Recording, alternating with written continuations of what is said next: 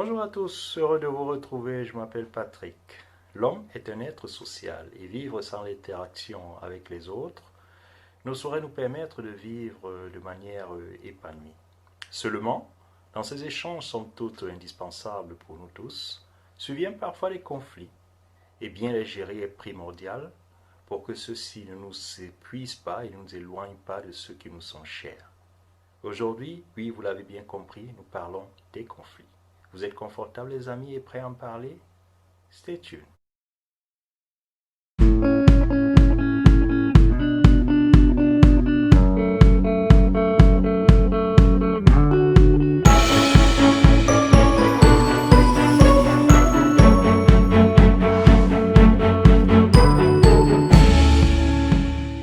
Merci de nous rejoindre.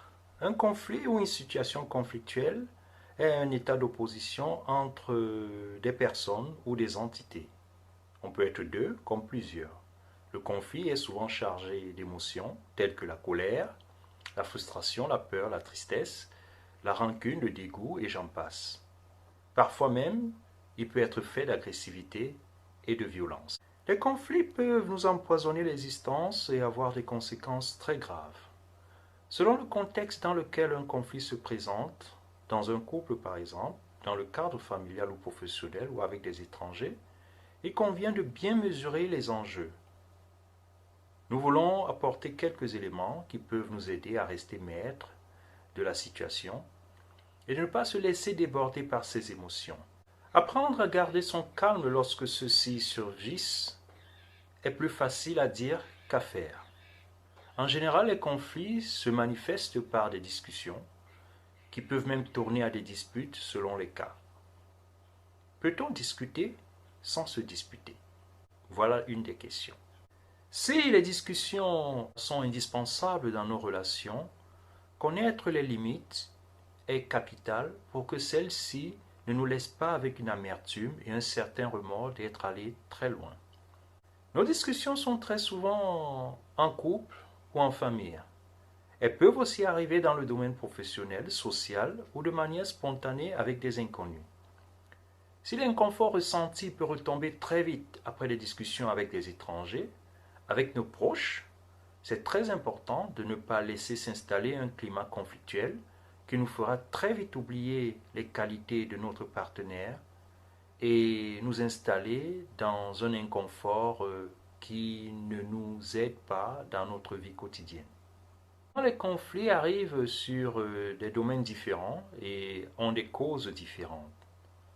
Comment nous pouvons rendre la discussion plus productive est aujourd'hui notre question. Mais avant de donner quelques clés pour mieux les gérer, il est important de nous débarrasser de quelques idées arrêtées. Il convient de préciser qu'il est inutile d'essayer d'éviter des discussions ou des conflits, parce que lorsqu'on vit en société, on sera toujours confronté à des divergences d'opinion.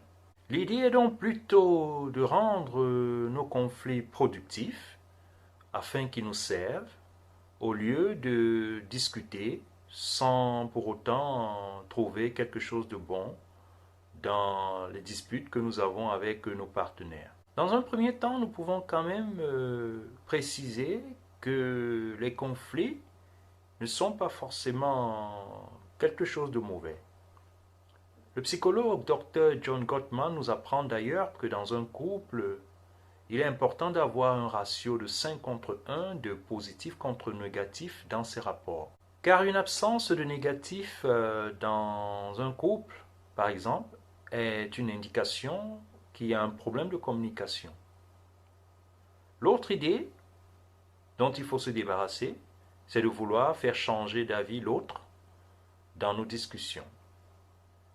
Le seul avis que nous pouvons changer, c'est le nôtre.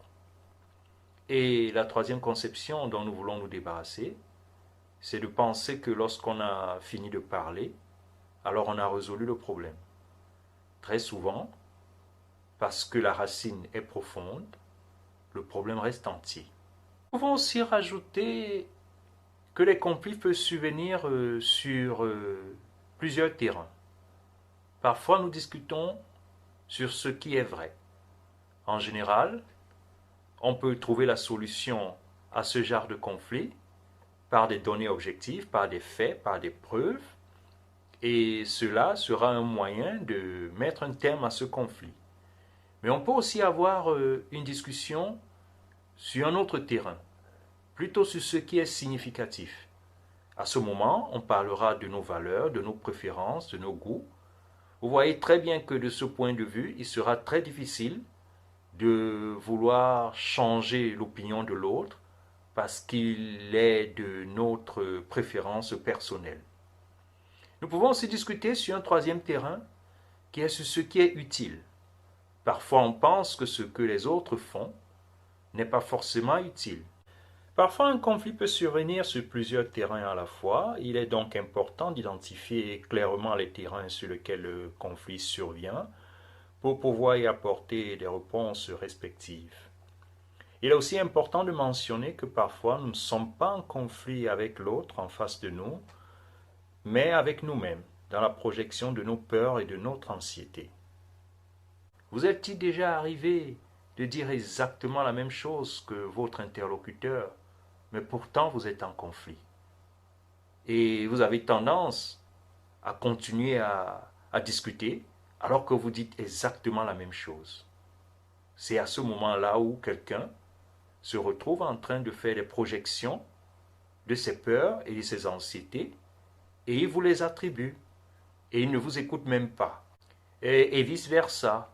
Souvent, ça peut être vous-même qui, dans vos peurs et dans vos anxiétés, vous attribuez à votre interlocuteur des propos qu'il n'a même pas prononcés. La question est donc comment sortir de ce cercle vicieux. Quelles sont les clés qui peuvent nous permettre de pouvoir rendre nos discussions productives? Nous détestons tous les conflits et cela s'explique par le fait qu'ils nous laissent avec un sentiment de colère, de déception, de tristesse et j'en passe. Mais si en revanche, nous reprenons la main en rendant les conflits productifs, peut-être notre perception serait tout à fait différente. Quoi qu'il en soit, nous pouvons commencer par appliquer ces quelques points, en espérant qu'ils pourront vous aider. Déjà en premier, avoir pour tous le préjugé favorable, c'est-à-dire de penser que l'autre est toujours de bonne foi et de ne pas lui prêter des idées. Ceci va nous aider à relativiser les mots ou les paroles qu'il peut avoir dites, peut-être par imprudence, le comprendre plutôt que de le juger. Ensuite, il faut éviter de prendre les choses d'une manière personnelle. Très souvent, dans un couple par exemple, un conjoint peut avoir eu une journée difficile et il est désagréable. La cause du fait qu'il vous dise une parole déplacée n'a rien à voir avec vous. Tu es juste là comme un moyen pour évacuer quelque chose qui est mal en lui. Bien entendu, c'est vous qui le subissez à ce moment précis, mais ça n'a rien à voir avec vous. Mais si vous le prenez de manière personnelle, alors vous vous faites un film dans votre tête et vous imaginez le pire. Choisir de ne pas rentrer dans le conflit avec les mêmes émotions. Pour rentrer dans un conflit négatif, il faut être deux.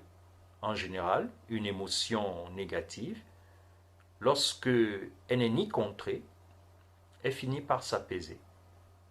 En général, lorsque quelqu'un rentre dans son émotion, dans son cercle d'émotions négatives, essayez de prendre du recul et choisir de ne pas rentrer en conflit. Même lorsqu'on est provoqué, on a le choix de répondre ou de ne pas répondre. Accepter d'écouter, parfois même si c'est difficile. Et faire comprendre à l'autre qu'on a entendu son point de vue. Nous pouvons le faire en lui répétant son point de vue et en demandant qu'il confirme que c'est bien ce qu'il a exprimé. Une fois que vous l'avez fait, l'autre va se sentir écouté. Et si il s'est senti écouté, à ce moment, ça va d'une certaine manière l'apaiser. Comprendre et exprimer clairement le terrain de la divergence et inviter notre interlocuteur à faire de même pour que nous puissions savoir exactement ce qui nous différencie. Car si nous sommes sur deux terrains différents, il est difficile de pouvoir trouver une réponse satisfaisante et avoir un conflit productif. Il est donc utile de se recalibrer pour que la discussion soit utile et vaille la peine. S'assurer que notre interlocuteur fait de même pour ne pas aussi être dans un conflit avec son imagination et dans la projection de ses peurs et de son anxiété. Apprendre à entendre et à réguler les différentes voix qui nous guident dans l'anxiété des conflits. Nous pouvons identifier la voix du pouvoir, qui très souvent est la voix qui dit c'est comme moi je pense, c'est ma méthode ou rien. Ou alors nous pouvons aussi utiliser la voix de la raison, qui va essayer de trouver une raison rationnelle pour clore le débat. Nous pouvons aussi, à certains moments donnés, utiliser la voie d'évitement qui a tendance à fuir tout conflit et qui dira laisse-moi en dehors de tout ça, j'ai plus envie de discuter.